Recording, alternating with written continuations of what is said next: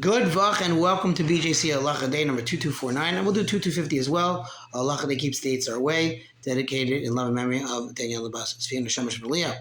So sorry for the delay. As many of you know, I had got rid of my iPhone and really just doing WhatsApp on the computer.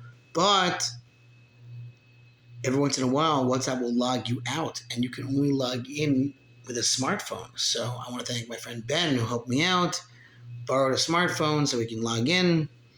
But then I lost all the contacts. It's a baligan. But it's all right. We're back. We're going to make up for a lot of lost halachas by trying to do two a day, starting with commemorating the destruction of the BJC Halacha, the Holy Temple.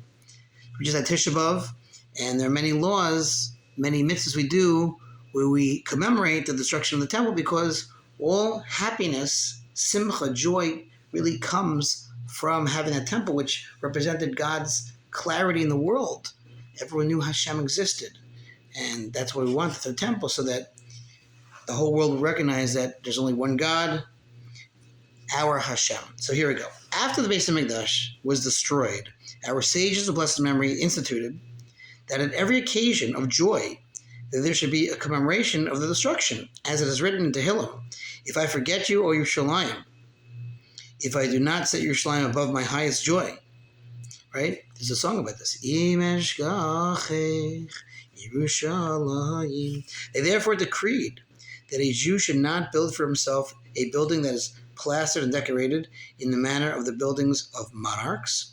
One may not plaster his entire home with lime or paint his entire house. Rather, he may smear his house with cement and plaster lime upon it.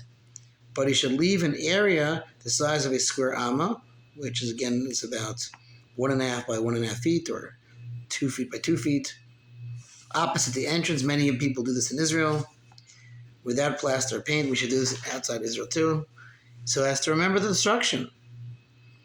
As for why this is not practically practiced currently, we do not know a clear reason. Again, they do that certainly in Eretz Israel, and some people do it in America too. We really should.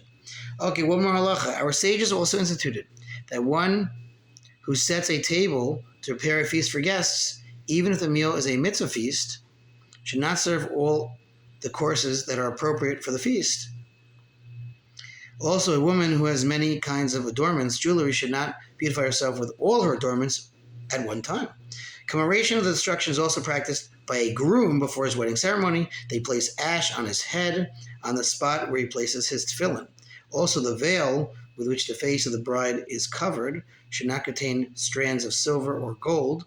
It is also customary that when the Tanaim, the terms of an engagement, are written at an engagement celebration, after they are read aloud, they break an earthenware pot to commemorate the destruction.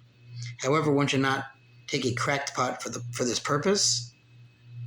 Beneath the wedding canopy, the groom breaks a glass utensil, and this may be a complete unbroken cup. So all these things are to commemorate the destruction, even though we're celebrating joyous times. Thanks for listening to the sponsor feature, Halacha 36, 100 of the gold.